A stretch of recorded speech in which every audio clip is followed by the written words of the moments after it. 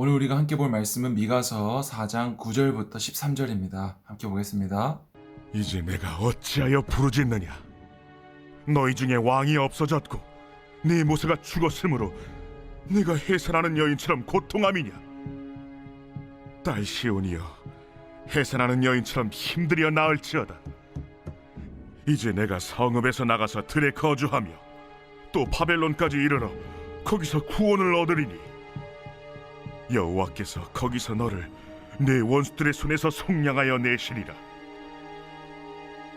이제 많은 이방 사람들이 모여서 너를 치며 이르기를 시온이 더럽게 되며 그것을 우리 눈으로 바라보기를 원하노라 하거니와 그들이 여호와의 뜻을 알지 못하며 그의 계획을 깨닫지 못한 것이라. 여호와께서 곡식단을 타작마당에 모음같이 그들을 모으셨나니 딸 시온이여, 일어나서 칠지어다.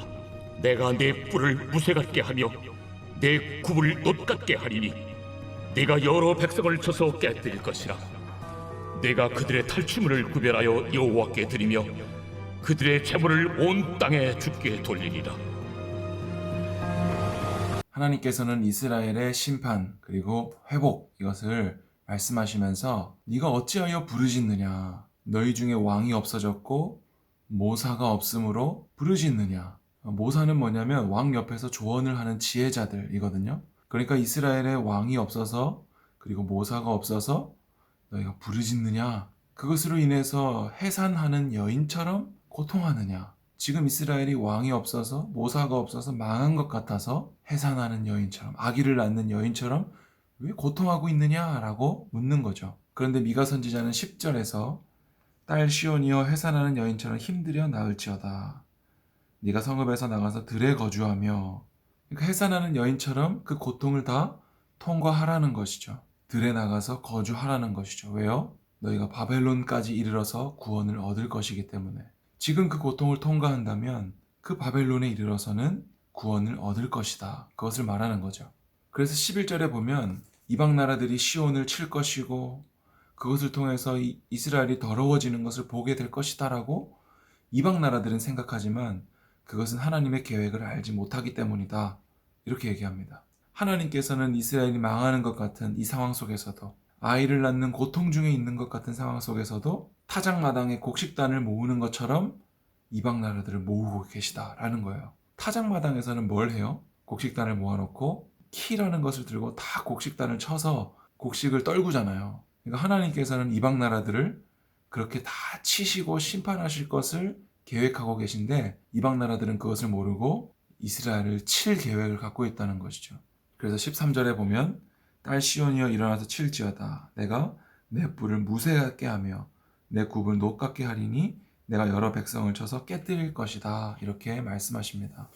여러분, 하나님은 이스라엘 백성들을 택하셔서 모든 나라를 구원하기 원하시죠. 그러니까 오늘 이스라엘이 죄를 짓고 이방 나라들로부터 괴로움을 받는 것 같이 보여지지만 사실 하나님의 계획은 그게 아니다라는 거죠. 지금은 비록 이스라엘이 죄악 가운데 있지만 다른 나라들로부터 괴로움을 당하고 있는 것 같지만 이스라엘을 회복하게 하시고 구원하실 것이다라는 것을 말하는 거예요. 그러니까 여러분, 교회는 망하지 않습니다. 비록 이 땅에 있는 어떤 교회들은 잘못을 많이 저질러서 많은 욕을 먹을 수도 있겠지만 하나님 나라의 큰 그림 속에서는 교회는 결코 망하지 않습니다. 만약에 망하는 교회가 있다면 그것은 교회가 아니겠죠. 그러니까 교회는 교회가 아니거나 아니면 절대 망하지 않습니다. 교회는 누구예요? 여러분이죠. 예수님을 믿는 사람들의 모임, 예수님을 믿는 각 사람들이 바로 교회입니다. 다시 오신다고 약속하신 예수님은 그때까지 교회를 통해서 일하시고 예수님이 다시 오실 때까지 교회는 결코 망하지 않을 것입니다.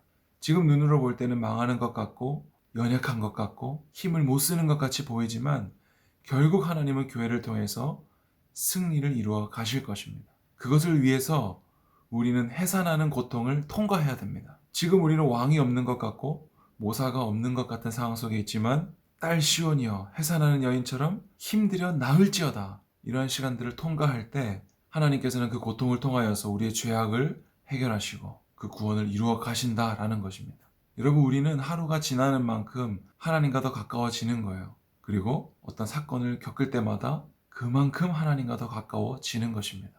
오늘 하루를 살아가는 만큼 하나님과 더 가까워지시기를 축복합니다. 그리고 우리의 삶에 어떤 고통이 있다면 그것을 통하여서 우리의 죄악을 발견하고 회개하고 하나님의 구원에 더 가까워지시기를 축복합니다. 여러분, 계속해서 저녁 기도회를 하고 있습니다. 온 가족들과 함께 기도할 때 내 뜻이 아니라 하나님의 뜻이 이루어지고 내 계획이 아니라 하나님의 계획이 우리 가운데 이루어질 줄로 믿습니다. 오늘도 하나님께서 우리에게 말씀하실 것을 기대하면서 은혜의 자리, 기도의 자리에 나아가는 우리 모두 되었으면 좋겠습니다.